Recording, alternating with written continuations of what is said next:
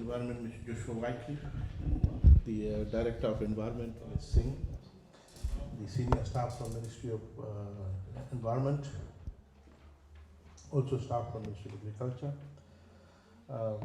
and Waterways, recipients of the Jobs for Nature rehabilitation program here in the Western Division. Ladies and gentlemen, Bulabnaka to you. Ladies and gentlemen, all of you now are with us, joining us to form a national movement to one, protect our biodiversity, build resilience amongst our biodiversity, and restore the lost biodiversity wherever you are or around you. When I say you, I'm talking about the entire Fijian community.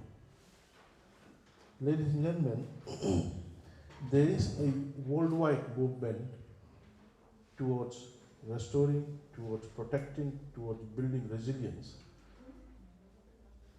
amongst our biological resources. And whenever there is, in the past, whenever there used to be some degree of evidence of degradation of our biodiversity, we used to rush back to the community, because you have been the custodian of the biological resources. You took leadership of protecting the biological resources. And we had a talanoa to ask you, what has gone wrong? Where have we gone wrong? Where have the policymakers gone wrong, or kind of missed a step in terms of national growth and development, and therefore our biological resources are being threatened? Have we, in our quest for, in our rush for growth and development, quest for two-digit growth, did we have we missed out the important role of our natural capital?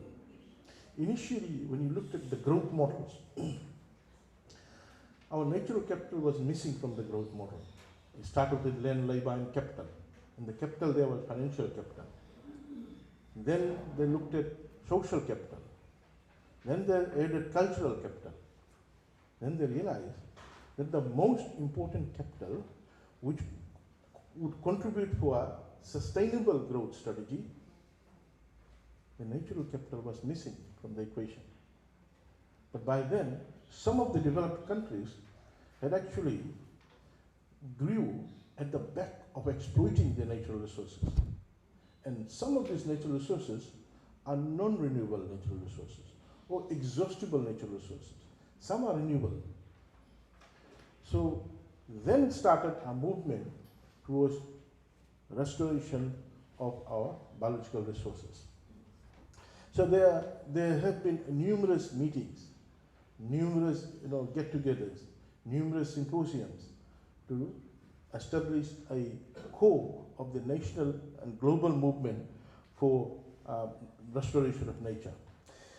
In May 2019, the Intergovernmental Science Policy Platform on Biodiversity and Ecosystem Services, in the launch of its landmark global assessment report on biodiversity and ecosystem services, triggered headlines around the world as it reports that 1 million species of plants and animals are now being threatened to the extent of extinction. Those of you who are amongst these biological resources, you know very well how much or the variety of non-timber forest products that you have been harvesting or being dependent on. Unfortunately, in our language here in Fiji, we rarely talk about the non-timber forest product, and we haven't done an economic valuation of it. We have gone together, weaving materials. We have gone together thatching material. We have gone together medicinal plants. In the entire COVID-19 period, we saw people starting to move towards the mountains, scavenging, saying that the solution for COVID-19 is here in the forest, amongst the biodiversity. So our language, our discourse, our conversations in those days missed out the actual non-timber forest. All along we've been talking about how much logs we can harvest, how much logs we can harvest and export. But rarely did we really put resources to value the non-timber forest products. And there are a lot of literature, and I myself did some research on non-timber forest products when I was in academia.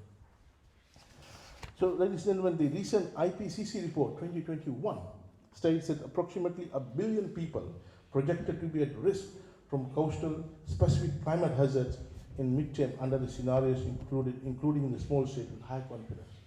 And amongst these coastal areas, it's not only about saltwater intrusion, it's also about loss of our biodiversity, our ecosystem around the coastal areas. And you know very well how our lives are intertwined with the coastal ecosystem. With the environment, with waterways, we are doing our bit in terms of developing a new ecosystem in the coastal areas.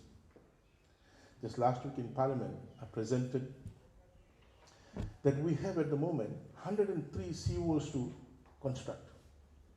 Some of them could be concrete because we can't construct a nature-based seawall, like in Bow Island. There's no material there to construct a nature-based seawall, while most of them would be nature-based seawall. And it'll protect close to 160 villages, meaning we got 160 villages and 103 seawall, meaning some of the seawalls will be protecting 2 villages or 3 villages because they're side by side. A nature-based seawall is an original idea of the ministry because we think, and we have developed a school of thought, a new body of knowledge, that the sustainable solution to deal with a problem caused by nature is to use nature itself. Cheap, sustainable, and gives ownership to the community. In line with that, the ministry came up with a program called Jobs for Nature Rehabilitation. As P.S. Whiteley alluded to, the core aspects of Jobs for Nature Rehabilitation program is that you work with the community that is there in that particular area, give them the ownership of post-project as well. Not only during the project. When we get an outside contractor, then the community is only utilized during the project. But here, we want to utilize the community not only during the project, but also post-project, because a large proportion of success of that particular project will depend upon post-project completion. And that's the beauty about the Jobs for Nature Rehabilitation Program. So, the Jobs for Nature Rehabilitation Program aims to mitigate land-based degradation, biodiversity loss, riverbank and coastal erosion, and overexploitation of natural resources through the application of the GNR concept that fosters positive environmental stewardship and protection, including climate change adaptation and mitigation. So in June last year, amid COVID-19, we sat down in the boardroom and said, how do we involve community who at the moment is quite idle, a lot of free time, because of all kinds of issues with COVID-19. And we saw massive response from the community. I want to thank the community throughout Fiji that you came forward, because you understand best about how important our biological resources were to your children, your grandchildren, and will be to the future generation. And you decided that you would be the custodian of the current stock of our biological resources in the manner in which your forefathers handed it over to you, and you would want to hand it over to the future generations. So, ladies and gentlemen, the Ministry of Environment had disbursed funds to 76 recipients in Ba, Tuva, Rewa, Lambasa and Tunaloa area under the JNRR program. And today, 3 recipients from Ba catchment will be receiving the second disbursement of $400, and 14 recipients will receive the first disbursement as per the MOA. Ladies and gentlemen, we are a small country, small amount of resources. We started small, but in the next phase, we're looking at bigger projects, bigger amount of money, more engagement with the community, more commitment from the community.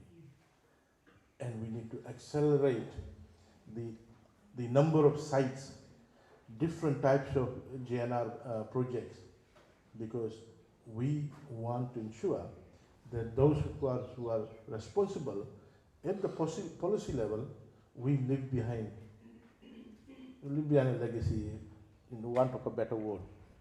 Today I want to thank the 17 recipients, Secretary Ray and his team from Sorokomba, Rosanili Ratoto and our team from Nasolo, Asenada Nayo and our team from Naututu, Levenaya Reiwai and a team from Nawagarua, Titilia Dolai and a team from Sorokomba, Penny Tambuwasi and his team from Sorokomba, Suliete Naim and a team from Sorokomba, Vikatora and a team from Sorokomba, Let's Save the World Fiji Youth Group from Karawi, Savanada Latinara and his team from Sorokomba, Akeneta Ranandi and a team from Sorokomba, Kinisimere and Ngera from Mahati and a team from Botua, Very Nice in Kumbu and a team from Sorokomba, Asenatin Nakandia and a team from Sasa, Mary Wati and a team from Natunuku, Lati Leta Levaseni and his team from Koronganga, members from Sorokomba.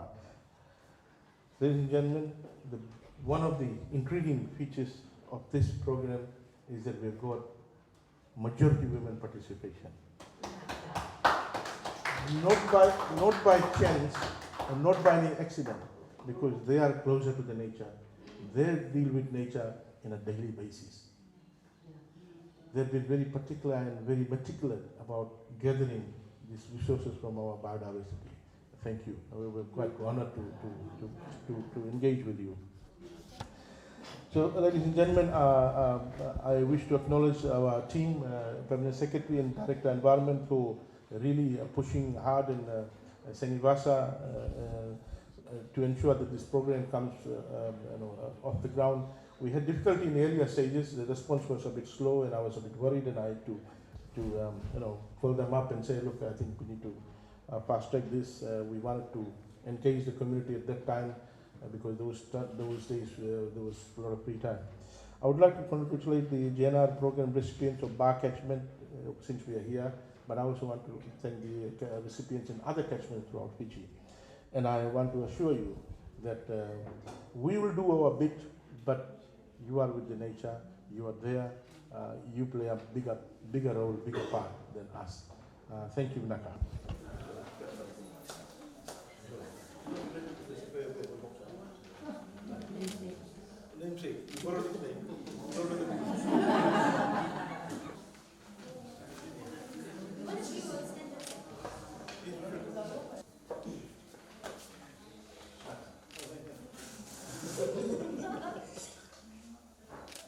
Smile, smile.